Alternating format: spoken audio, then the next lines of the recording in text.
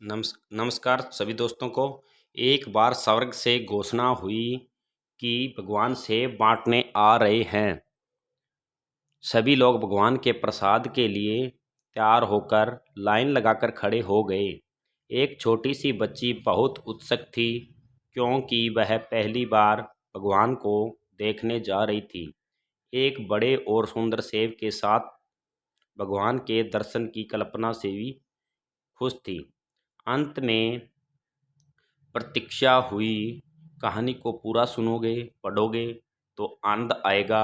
कहानी बहुत अच्छी है, कंप्लीट कहानी को सुनना।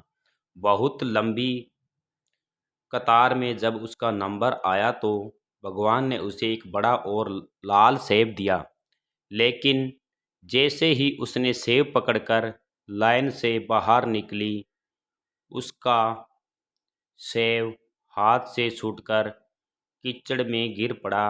बच्ची उदास हो गई और रोने लगी। अब उसे दूसरा से लाइन में लगना पड़ेगा। दूसरी लाइन पहली से भी लंबी थी, लेकिन कोई और रास्ता नहीं था। सब लोग ईमानदारी से अपनी बारी बारी से सेब लेकर जा रहे थे और बच्ची लाइन में लग गई। अंत वह बच्ची फिर से लाइन में लगी और अपनी बारी की प्रतीक्षा करने लगी। आधी कतार को सेब मिलने के बाद सेब खत्म होने वाले थे। अब तो बच्ची बहुत उदास हो गई।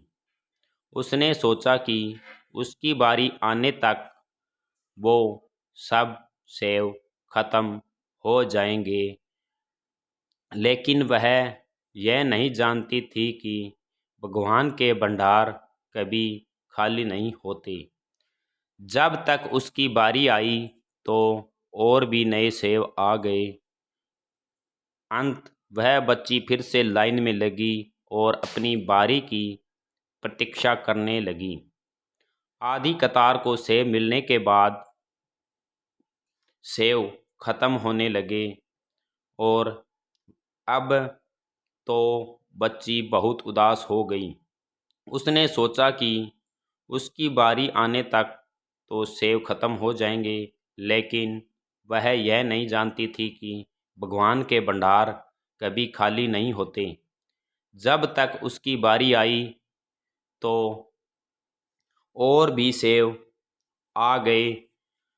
भगवान तो अंतर्यामी होते हैं। बच्ची के मन की बात जान गए।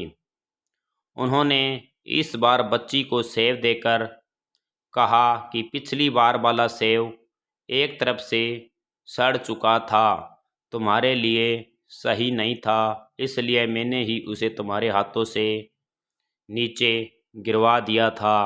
और दूसरी तरफ लंबी कतार में तुम्हें इसलिए लगाया क्योंकि नए सेब अभी पेड़ों पर थे, उनके आने में समय बाकी था, इसलिए तुम्हें और अधिक प्रतीक्षा करनी पड़ी। ये सेब अधिक लाल, सुंदर और तुम्हारे लिए उपयुक्त है। भगवान की बात सुनकर बच्ची संतुष्ट हो गई। इसी प्रकार यदि आपके किसी काम में विलम्ब हो रहा हो तो उसे भगवान की इच्छा मानकर स्वीकार कर लें, क्योंकि ये भगवान की मर्जी होती है।